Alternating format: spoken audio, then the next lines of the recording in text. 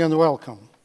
It's my honor to welcome you on behalf of the United States Holocaust Memorial Museum to tonight's conversation and screening of The Zookeeper's Wife. I am Sam Ponchak, a Holocaust survivor and volunteer here at the museum. I was born in 1937 and spent the first few years of my life in Warsaw, in a neighborhood that became part of the infamous Warsaw Ghetto. Shortly after the ghetto was established, my mother and I escaped to the Soviet-occupied part of Poland. My mother carried me from the German zone over the frozen River Bug to the Soviet zone.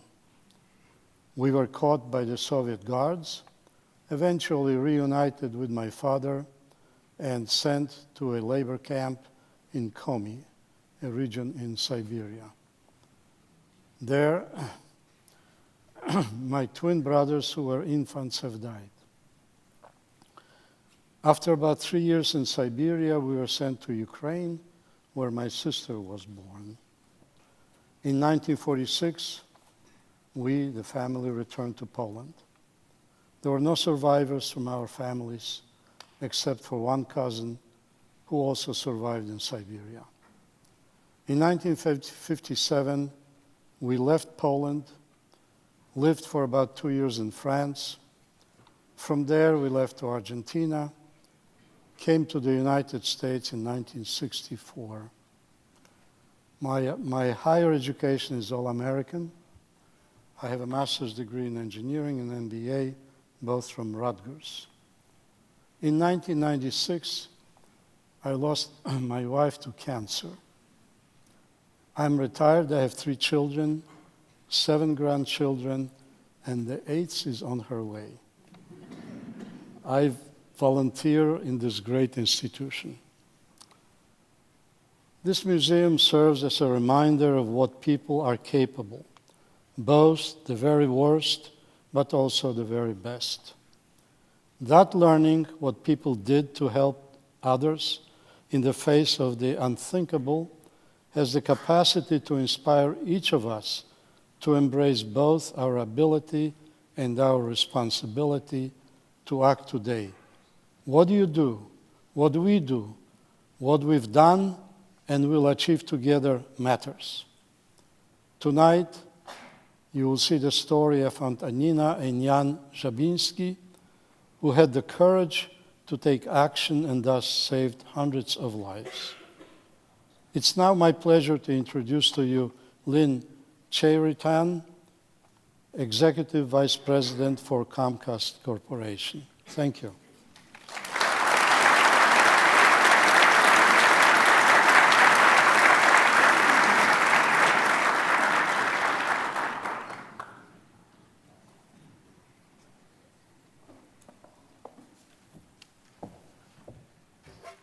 Good evening to all of you, and thank you to Sam Ponchak for that introduction.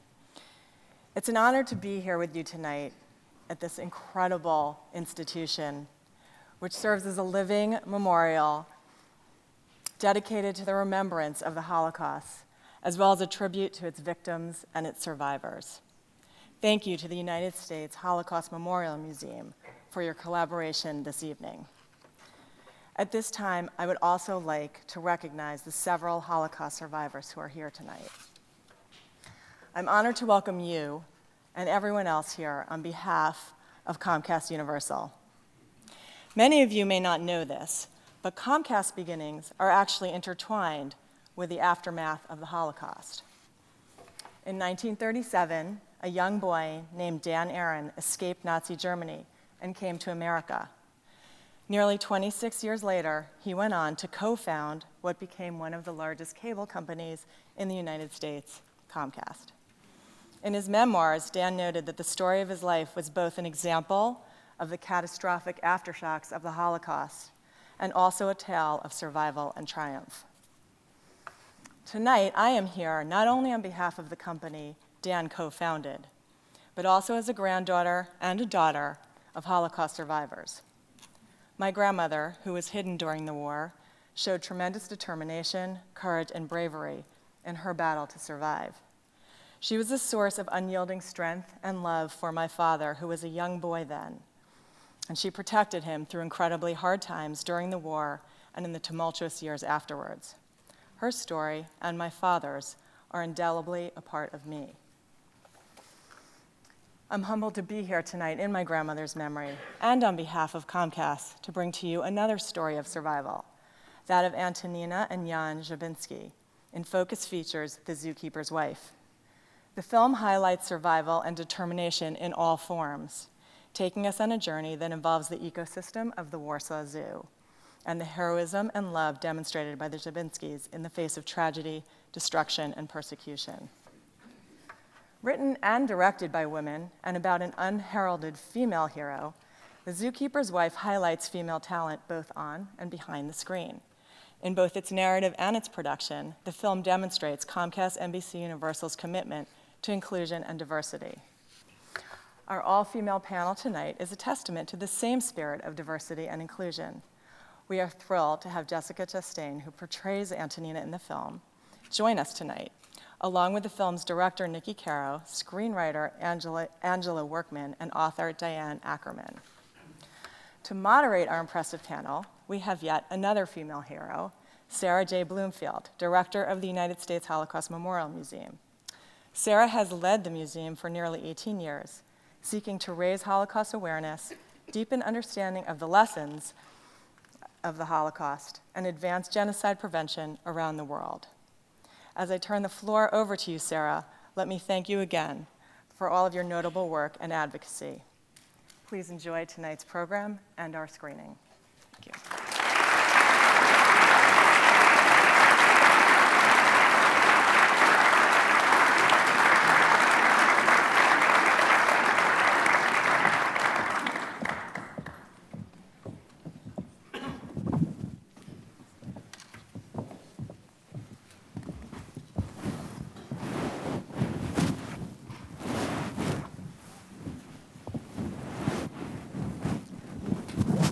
Okay, well, welcome everybody. Thank you, Sam and Lynn, for the introductions. And we're so happy to have all our special guests today. We have several survivors here, we have members of Congress, and we're delighted to be partnering with Comcast and Focus Features. So let me briefly introduce the panel, and then let's hear from them right away. I will start next to me, Niki Caro, the director. I think I'm going to introduce everybody and then start with the questions. We haven't rehearsed. This is not Hollywood. This is like the Holocaust Museum just does it. I think Jessica Chastain needs no introduction. We all have seen her marvelous work.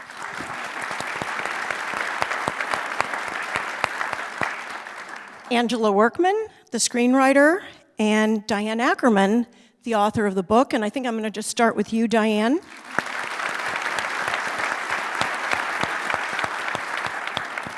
So we start at the beginning. The beginning began with the book, and the book was published in 2007. But I think what's so extraordinary in doing a little research about you, you were described not as an author of a book, but as a poet, essayist, and naturalist who's done research on whales in Patagonia and albatrosses in Japan. So how did you end up writing The Zookeeper's Wife? Well, I first became interested when I heard from my grandparents, who were Polish, that there was a kind of fairy tale forest in Poland, and there were very ancient horses running around in it. And I had been traveling the world writing about endangered animals, and I wanted to see these horses. But because I didn't speak Polish, I had to find a Pole in my hometown who could help me get in touch with the Park Service. I found a woman who said, you know, coincidentally, one of my uncles was a vet at the zoo in Warsaw before the war. And we emailed him, and he said, I think that The Zookeeper's Wife kept a diary and published it. We asked him to find it. And he did and sent it. She translated it for me. And in the beginning, I saw that Antonina had this extraordinary relationship with animals that was so familiar to me. It was a kinship that I felt with her immediately. She had a great love of animals and a sense of really being woven into the fabric of nature. And then, as I went a little bit farther in, I discovered that she wasn't just protecting endangered animals, she was also protecting endangered people. And when I saw further on yet that actually she was heroic in a way that happens all the time, but that doesn't get celebrated very often, compassionate heroism, I really felt that I had to help bring her story to light. Where's the diary? Sorry, I have to ask. It was beshirt, right? Yeah. It was just meant to be. Where is it now? Where is the diary now? You read this diary. The diary now is back in the hands of the family. Oh, it's quite an extraordinary document of history and heroism and everything else. Yes. So, Angela, you wrote this. You're the screenwriter. That's right. You also have a very unusual background that brought you to this. Your previous subjects you've tackled are a New York City ballet dancer, opium wars, and here you ended up in The Zookeeper's Wife. Yes. Tell us your background story. I am drawn to historical subjects. I was trained in classical theater at the Yale School of Drama. I just kind of live there in my head. Sometimes I feel a little bit like a dinosaur in that way, but it's just in my nature. I love historical stories, and they tend to have a beginning and a middle and an end, and a protagonist and a villain. And so that's what I look for when I look for historical subjects. Diane's beautiful book was brought to me by a team of women producers, and I was just so struck by it. It's a story about nature and the natural world, and a woman who goes up against Hitler, who is trying to control the human race, and she is trying to protect the human race, and he lost in the end, and we lost a lot of people with him, of course, but some of us survived. He didn't kill us all, and I was so struck by that story. I thought it was very beautiful that nature survives a despot, and comes back to tell the story to our children and our children's children. So I'm going to skip for a minute. I just want to go to get the background to Niki, the director, and I'm going to come back to Jessica. But just talk to Littles about shooting the film. This was very complicated. I kind of assumed you would have done it in a place like Warsaw, but you didn't. But the issue of authenticity was important. So where did you shoot it? How did you make sure it was authentic? And were there modifications to the script that you found as you were tackling a subject as complicated once you got into the directorial role as the Holocaust? Yeah, you're right. Logistically, it was a reasonably difficult movie to make. I hope it feels effortless, actually. As far as Warsaw, we couldn't shoot in Warsaw. Warsaw was destroyed by the Germans, then the Russians, and so we shot in the Czech Republic in Prague because we needed to have Warsaw as it was, the Paris of the North, a very cosmopolitan city. Authenticity is the driving force in my creative life, and particularly with a story like this, that I feel has been so tenderly passed from Antonina to Diane, and from Diane to Kim and another Diane and Robbie, the producers, from them to Angela, from Angela to me. And I hold that, in Māori, I'm from New Zealand, in Māori the word for that is a taonga, which is something that's very precious. And so I take that very seriously. And so everything about this movie is inspired by Antonina, by her femininity, her strength, and her softness. So that gets us to Antonina, Jessica. Your character is the moral center of the film.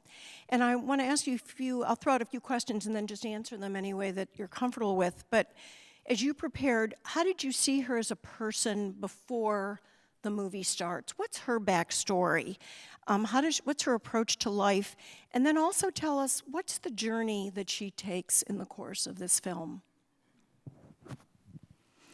Well, when I started doing research about Antonina and reading the great novel, and I realized that in her own way, Antonina was a refugee because she had violence. She was born in St. Petersburg and fled. Her parents were shot and killed.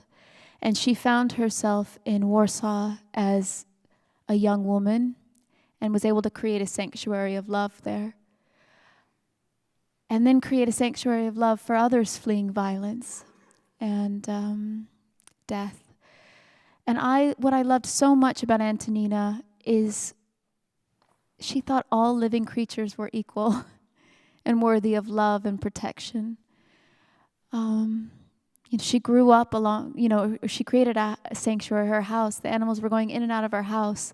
The children had animal brothers and sisters, and they all slept in beds together, and they were a family, And for a woman that has such value for living things and knows the healing power of what that is, and an animal doesn't lie to you. It's authentic, completely authentic. And I know for myself, my dog, when I'm having the worst day, my dog's the first one to come up to me and know and give me love. She had this quality that I don't think we celebrate enough in cinema and in history, where she used compassion as her weapon against hate and violence. And that's so inspiring to me. And is she the same person at the end of the film as she was at the beginning? Well, it was interesting because when I was researching Antonina and what happened, I went to the Warsaw Zoo before we started shooting, and I met with Teresa, Antonina's daughter. And my ideas of Antonina changed a little from speaking to her. She told me her whole life she never saw her mother wear a pair of pants, which I was so blown away by. And then I said, well, if your mother was an animal, what kind of animal would she be? And she said, a cat. and the father nicknamed her Punya, it's like little cat. All these things that fed into the femininity of Antonina. And then reading the book, I saw how often she referred to her husband and how he was the head of the household. And I had to think about that a lot because that challenged my ideas of equality in a relationship. And I thought about women in 1939. And so, as usually what has happened in war, when men go off to fight, women step forward. And in the past, they've then joined the workforce. And then when the men came home, they were equals because women had found this individuality and the sense of responsibility for the household. And so I tried to show that with Antonina's journey, showing her in the beginning as shy and deferring to her husband, and then running the household and being responsible for so many people. At the end, when they come together, they're equals, and the love is deeper for it. Now, you mentioned meeting their daughter. You're known for your impressive preparation for your roles. What else did you do to prepare? Am I correct? Did you go to Auschwitz? I think our guests would be very interested in hearing about that. Okay, I'm going to try not to cry when I talk about that. But yes, I went to Auschwitz. See, I can't do it. I think it's being here in this space probably, which makes it more emotional. But I knew Antonina wasn't aware of what was happening in the camps, but also for me, this story is about more than just one family. So I had read a lot about what had happened there, because I was also in a film called The Debt, and I studied a lot for that film. But I wanted to be in that space and feel the ground under my feet and understand what that was. I know that well. So let me throw out a question for anybody who wants to answer about yet another film about the Holocaust. There's a lot of films. What is going to make this one, what makes this one so different? I have my own answer, but I want to hear from you ladies. It's set in a zoo. I mean that to be funny, but also not funny. It is set in a sanctuary, and it's about people who devoted their lives to the protection of non-human animals, and then when the war came, turned their attention to human animals, and believed that all creatures are worth saving, and I think that distinguishes it. I think the fact that there's a woman protagonist distinguishes it, because we have Sophie's Choice, we have Anne Frank, and then you have to think about it a little bit. We don't see women in these films very often, and thanks to Diane Ackerman, we have a story. We know a true story now about this woman who helped save hundreds of lives, and now there are thousands of people on this planet who wouldn't exist without this family and this story, and I just think that makes it a very unusual story. Also, I think it highlights something that we were just starting to get to, which is that there are different forms of heroism. In movies, even if the women are playing heroic roles, they very often are in terms of what the men would do in the same situation. They also are superheroes. They're killing people and so on. But there are also forms of heroism, like Antonina's, where she was in danger every second. Her child was in danger. I can't imagine being in that situation. I continue to ask myself, would I have found that kind of courage? I don't know that I could have. But you see what so-called ordinary people rise to when they're surrounded by horrors like this, and that all of a sudden their job is to discover who and what in the midst of inferno is not inferno, and do what they can to help them survive and help keep alive an attitude about humanity. And it seems to me the animals, it's just an extraordinary contrast. The innocence, the natural wildness with the nature of this human-made conflict that is going on around them, that to me really sets up a very interesting dynamic in this film. But it also gives you a sense of what the Nazi lunacy was all about, that it wasn't just that they wanted to politically dominate or genetically dominate humans. They wanted to control the genetic destiny of the entire planet, down to plants and animals, everything, and they came dangerously close. Why don't you explain a little bit about the implications of that for the animals in the film with Nazi genetic thinking? We would call it genetics today, but it's really like eugenics. Hitler had in his library books of genetics by American eugenicists. And it was a very strong movement in our country in the 1880s on. And the idea was to breed animals back to some kind of pure ideal.